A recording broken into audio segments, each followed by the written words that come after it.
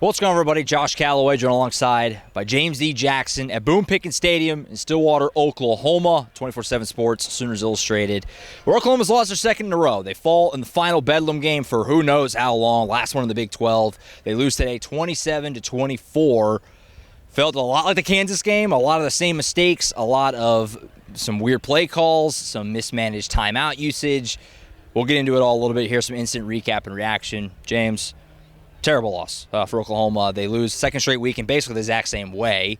Last week I said on the recap it felt like a 2022 game. Well, by transitive property, this one felt like a 2022 game.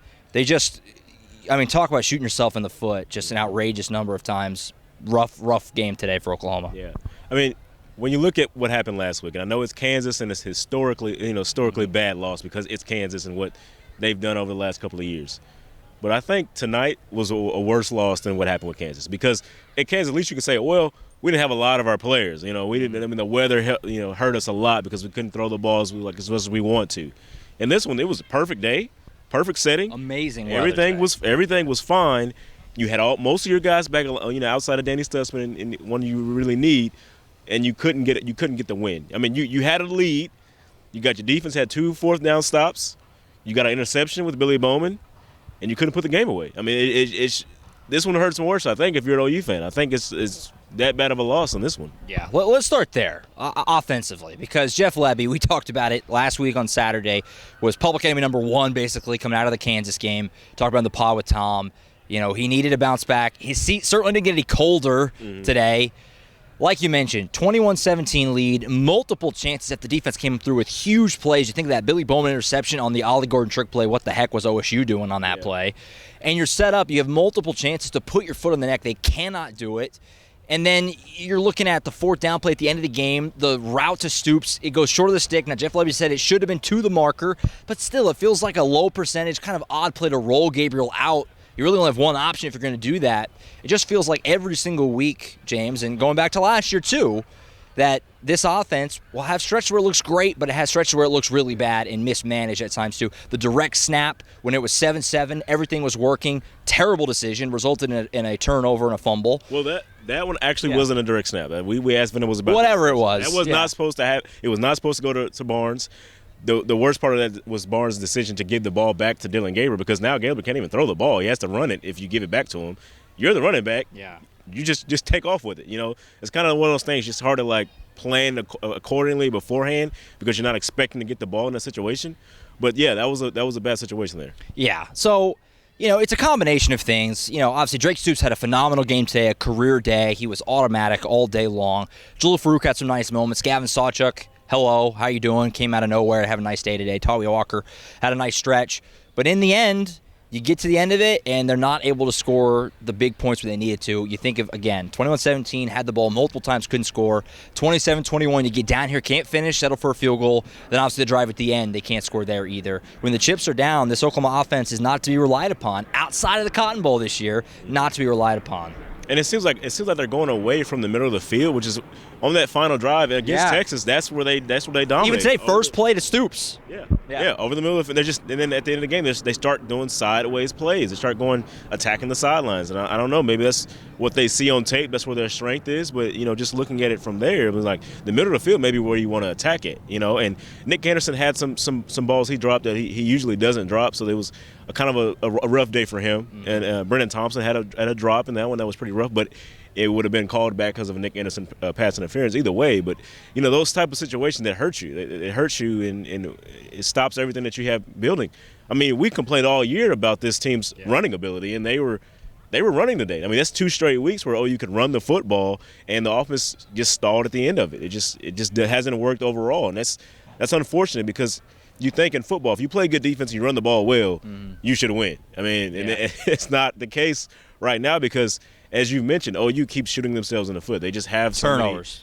They just errors, mental mistakes, turnovers. Then there's injuries that happen, and the other guys have to come in, and they just make these mistakes. And it's just not, the formula's not there for OU right now. It's just the case. That's the case. Yeah, Dillon Gabriel, terrible interception, thrown down the middle of the field. Brennan Thompson was double covered. Don't know what he was thinking on that one. Obviously, the snap from Rame that rolled in, that wasn't Gabriel's fault, but it is a turnover, obviously.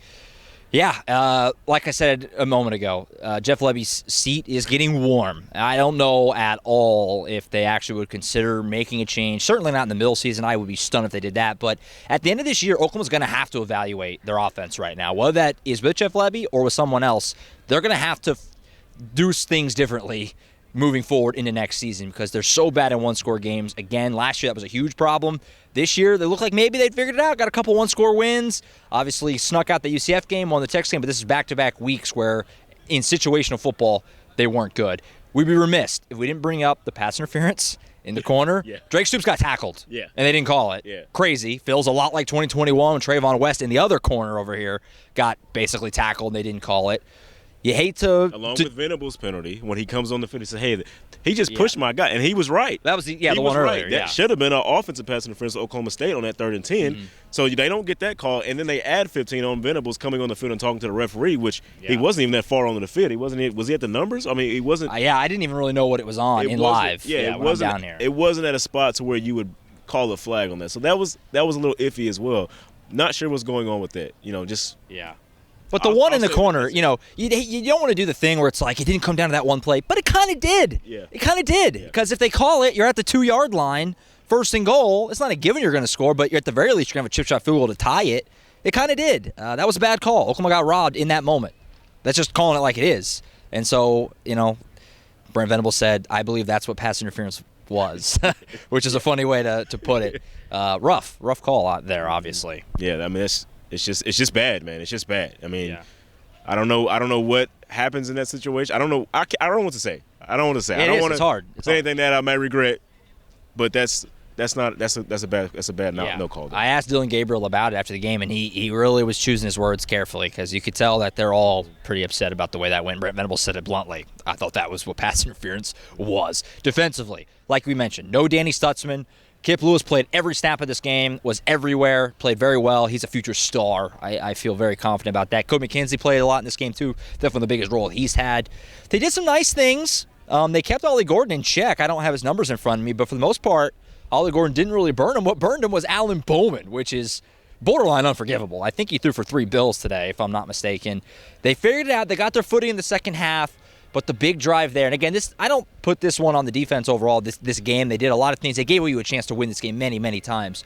But, man, you had them back inside the 5 after Dylan Gabriel pooch punt, which worked out great, and they go 97 yards and score.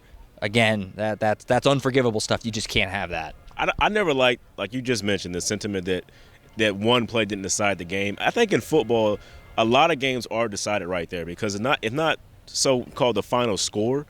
It's the momentum. The momentum of the game could have switched right there. That 97-yard drive, they have the penalties against OU.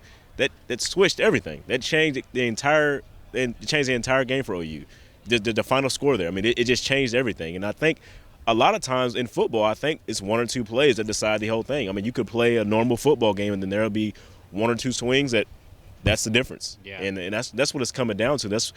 OU's been struggling trying to figure out how to win those moments because, as you said, sometimes the officiating isn't on their side, which we documented. I won't say too much, but I mean, it's just those things, man.